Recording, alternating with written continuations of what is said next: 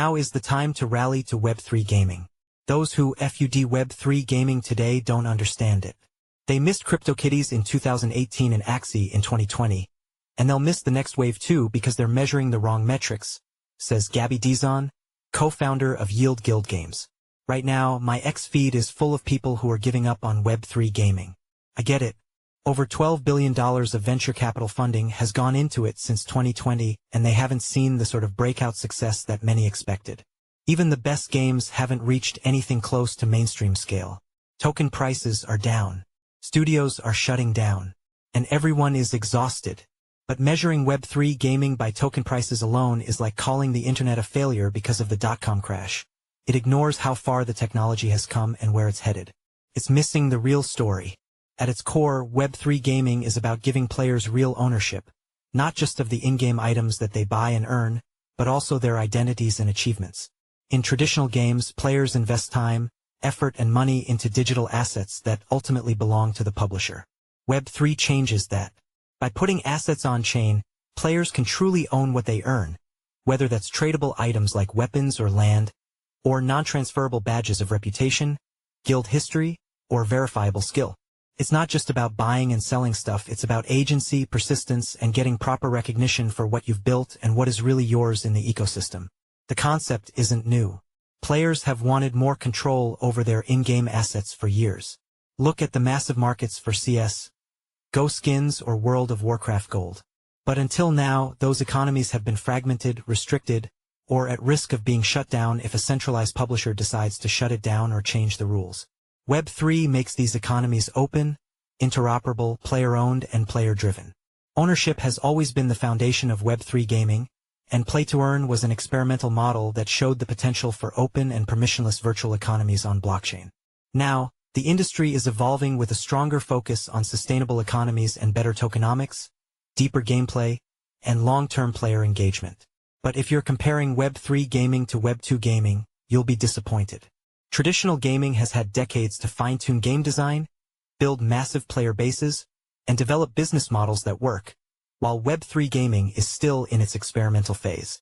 Sure, billions of dollars of investment can speed things up, but throwing money at a brand new category doesn't magically buy it a track record or instantly create new games that people love.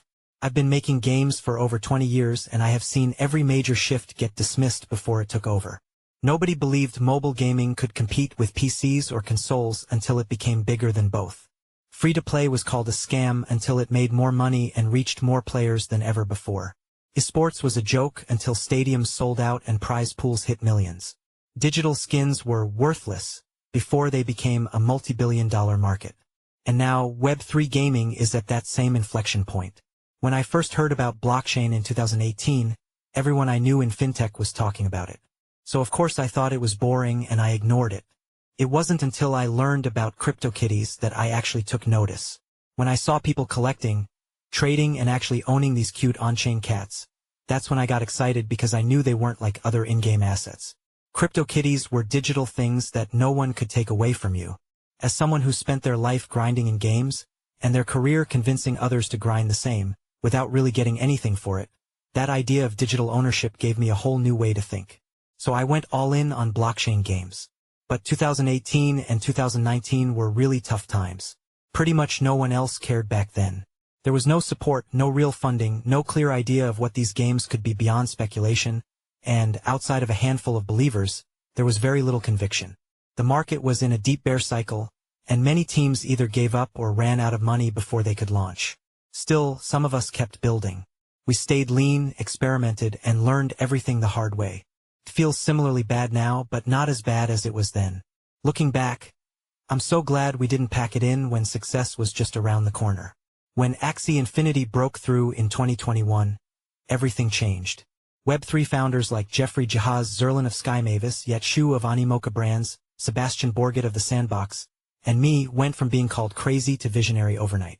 Suddenly, we were speaking on the main stage at conferences where we used to watch in the audience. We made news headlines and most influential lists. Investors who ignored our emails were asking how much they could put in.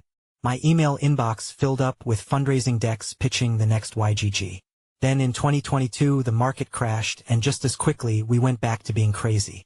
But that never really bothered me because crazy people are the ones who make big things happen. Now, everyone's asking, when is the next big Web3 game? The answer is this: good games take time. And if you look past the red candles to take notice of what exists already today, you'll see how much progress we've made since our industry was seeded in 2018. These are just a few examples, but they show the kind of traction we're seeing. Better infrastructure, growing communities, more sustainable virtual economies, digital ownership. Those who FUD Web3 gaming today don't understand it. They missed CryptoKitties in 2018, Axie in 2020, YGG in 2021, and they'll miss the next wave too because they're measuring the wrong metrics. Web3 is growing and innovating faster than any other sector in gaming. It's not time to quit. It's time to double down. Let them call us whatever they want. Crazy, delusional, visionary, pioneering. It doesn't change what we do. We've been here before. Stay the path.